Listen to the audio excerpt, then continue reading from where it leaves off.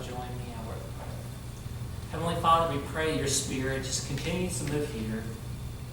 We pray your Spirit moves in the words that are spoken, the words that also that are heard and thought and felt. That in all ways that we honor the living Christ. Amen.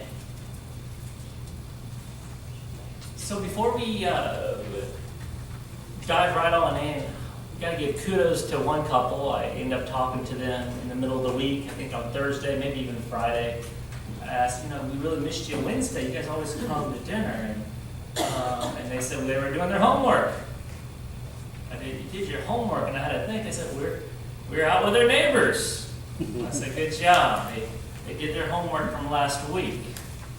This morning, we're going to continue with this theme on neighbors. Just one more week here. And I was thinking about something when I wrote last week's sermon that I enjoy getting to know, and it's kind of easy to love like my normal neighbors. You know what I mean? I do. But what about the weird neighbors? I don't mean that to be mean. But if you don't know what I'm talking about, perhaps you're them. Just kidding. It's one thing to love the people who are like us. It's one thing to like the people who share the same interests in us. But what about the people who are not like us? Who are different, maybe? One of my earliest memories growing up as a child, as many of y'all know from St. Louis, we had like an open door policy. My sister's friend, she's 3 years older than myself, and friends would come over from the neighborhood. Grandparents, relatives all come over for holidays and just other times too. But we had cookouts all the time. It wasn't no surprise if the neighbor just saw cars over, just like walk over, you know what I mean, and get a free hamburger or something, hang out, this kind of open door policy. People just come and hang out. And moved to Huntsville. It's kind of the same thing. I lived there basically for 4 years throughout high school, 4.5 years, I guess. But anyhow, once again, neighbors just come over. It was easy. Friends come over. My sister's friends come over. Neighbors down the street, walked up the street, hung out at 4th of July parties, and you name it. But it kind of dawned on me, though, there was a neighbor, if you had to drive up the hill, pull left into our driveway, but if you didn't pull in left to my driveway, if you go right, there would be another house. So literally like 100 feet away or less, 50 feet away, I don't know, 100 feet. But it dawned on me that, I lived there almost 5 years, and I don't think I ever once spoke to that neighbor.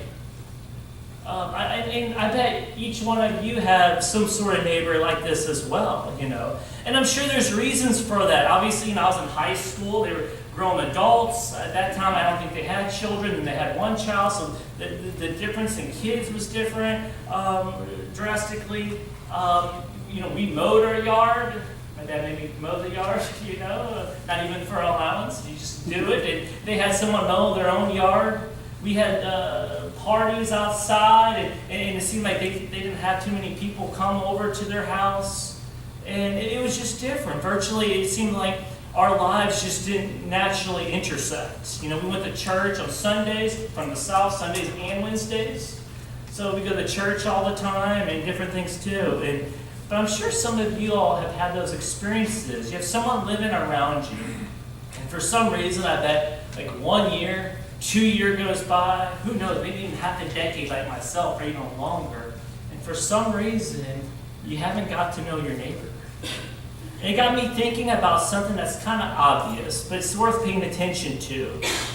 That it's not hard to meet and love the neighbors that look like us and talk like us. Maybe have kids the same age as our kids, or grandkids the same age, or maybe a job similar to like you. But what are hobbies that you share in common? But what about the people who are different? And it's almost like the less that we have in common with someone, the less likely to develop a relationship with them. And yet, if you look at Jesus, his message is like, opposite of that. I mean, Jesus tells us basically we got to be intentional about loving the people, not only who look like us and act like us, not only love the people whose lives naturally intersect with us, but also we have to be intentional about loving the people whose lives don't naturally intersect with our own lives. But how? How do we love even those neighbors? And I'm going to read from Matthew 9 through 13 here. As Jesus continued on from there, he saw a man named Matthew sitting at a kiosk for collecting taxes. He said to him, "Follow me." And he got up and he followed him. And Jesus sat down to eat at Matthew's house, and many tax collectors and sinners joined Jesus and his disciples at this table. But when the Pharisees saw this, they said to his disciples, "Why does your teacher eat and sit with tax collectors and sinners?" When Jesus heard it, he said, "Healthy people don't need a doctor, but sick people do. Go and learn what this means. I want mercy and not sacrifice. I didn't come to call righteous people, but sinners." You know, I've preached this passage several times, not here, but in my ministry. But and I've heard different sermons on it too, and writings. But something really stuck out with me this time of writing this. Something, I don't know if it stuck out with you, but I'm going to share it here in just a second. But it's kind of, you think about, what does this have to do with neighbors? I don't see it. This is a call story, right? And yes, initially, yes, it's a call story. Jesus calls Matthew, or some Bibles Levi, he's a tax collector. And keep in mind, nobody liked tax collectors at all in the ancient world. The reason, they weren't nice people. They came around on behalf of the Roman Empire. They kind of shook people for their money, basically. They went on behalf of the Roman Empire, and they would go and get as much money as they could from your folks, and they would basically try to align that in their pockets, some of the money to give back to the Roman Empire, who was already oppressing the people. So your average folks looked at them like they were traitors, they were greedy, they were selfish, they were unjust. And yet, through the grace of God, somehow Jesus calls this person Matthew, and Matthew takes off and follows him. In that part of the story, I think we know, we kind of love, we cherish that. Jesus, there's something power, authority in him, that he can just call our name and our lives can change. That's amazing. I want to look actually at the second part of that story. Something else happened. I want us to focus at. What we find out, though, is what does Matthew do after he follows Jesus directly? He throws a party. He threw a party at his house. Now, given his occupation, I mean, this wasn't just like my house. This was a big, fancy, nice house we're talking about. And of course, what does he do? He invites all his friends over. And his friends, well, who are his friends? Probably other tax collectors and other sinners. I mean, people that Matthew met through his occupation. So he invited all these tax collectors and sinners to come, and Jesus goes there, and people start complaining that Jesus is at the party. And it's almost kind of funny in a sense. But before you start thinking how funny it is, just think that Levi throws this party for Jesus. He invites all these tax collectors and sinners there. Basically, all these people at this party who kind of stood for everything that Jesus stood against. And everything Jesus stood for and standed for, these people were the opposite of that. And then the story ends with one of my favorite moments in the gospel. It really impacted my understanding of ministry. Basically, the religious leaders, they get mad. They go up to his disciples, and the scripture says they start grumbling. You know, and why? Well, why is your rabbi, why is your teacher hanging out with these tax collectors and sinners? And by the way, before we just criticize them, it kind of makes a lot of sense for that critique there. I mean, these folks were, the people at the party, Matthew's party, weren't folks who just made some questionable, immoral decisions the night before. No, these people lived lives that were contrary of Jesus. They were robbing people from their money. They were oppressing people. They supported the oppressing Roman Empire. So the question is a good one. Why is Jesus hanging out with those people when they stand for everything that Jesus is not? I don't know about you, the only thing I can come up with is love. Real love is not just loving people like you. I mean, it's easy to do that. It's hard to love people who are different than you. And loving people, really loving them, starts with having a willingness to love them despite their differences. And two, you're a point taker and meet them on their own turf. And I think Jesus knew this. Jesus knew it's hard to love people if you always expect them to come to you and maybe shape up and then come to you. And Jesus' reasoning is very straightforward. Jesus says, I didn't come to hang out with people who are already like me. I didn't come to hang out with people who already have their lives all put together. I didn't come to hang out with people who are already close to God. I came to hang out with just people. And some of those people, guess what? They got messy lives. Yeah. So some of those people, they got broken lives. Some of those people are just far from God.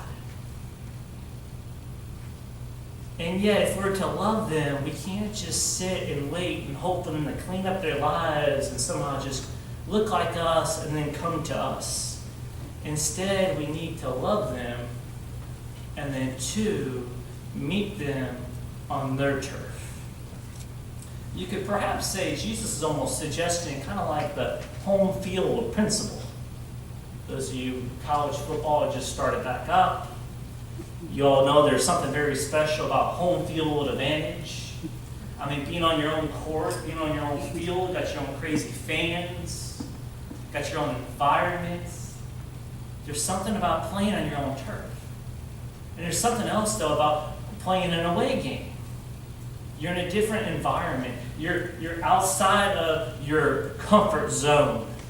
So what does that have to do with this?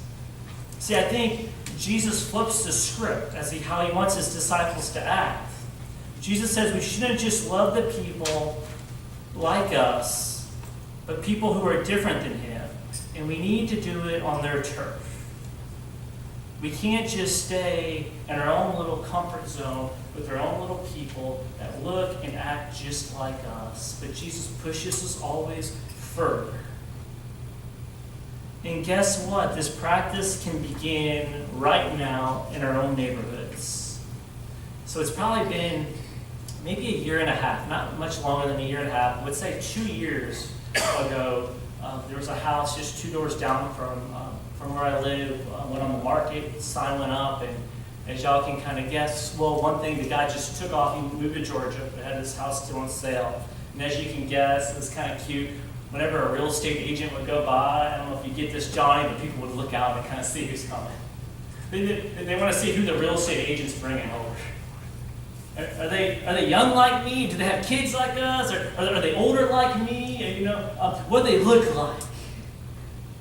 It's only natural, I think, to want the new neighbors that kind of look like you, kind of act like you, maybe that have people that have kids maybe like you. I get that. Well, it took a while for this house to sell, but nevertheless it sold, and it seemed like we're going to have some folks probably in their 50s, maybe mid-50s, and nice looking couple. We thought we were going to have them about 2 weeks after that, I don't know, maybe a month after that. Found out actually I never saw that couple anymore. And then I had realized that the couple actually bought this house for their two 20-year-olds brothers who lived there. So these two, I'm afraid to say kids live there, I don't know what you call me, but these two 20-year-olds live there at this house.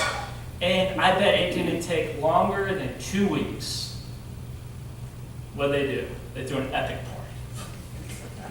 party. Loud music to midnight, right? Everything. I bet a little over a month. What happens? One more big old party. Cars pack the streets. I remember, and I remember it was a couple of days after that, I had this, a couple of days after that, by the way, my wife calls it the frat house. Okay, be nice. A couple of days after that, this lady came over to my house, and she said, Zach, can you believe this? Just 2 doors down from you, I mean, they're like animals there. They're staying up late. They got loud music on. I couldn't even park my car the other day. It was so busy, the street here. And she had all this down. And the next thing I know, she whips off the sheet of paper.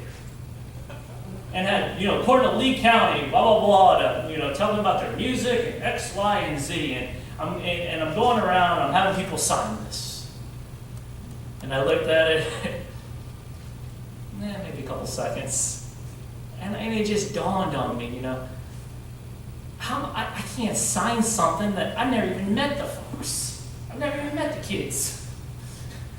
And so instead, what I decided, a couple of days later, Kate, Colton, and I don't know if Maya came, but Kate, Colton, and I, we went down the street and brought them a cake,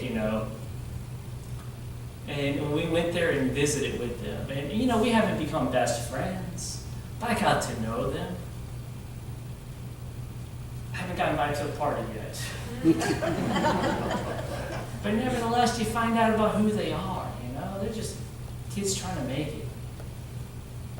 It's so easy when we don't know people to make up this nasty narrative about them. It's easy when people aren't like us to step back and watch and just keep distant. But Jesus challenges us not to get to know just the people who look and act like us, but also the people who might be a little different, and actually go to them. I have a friend, I was sharing him about what I was preaching on. He has a church in St. Louis, not only a church, but a couple campuses. And one of his campuses is actually inside of a school.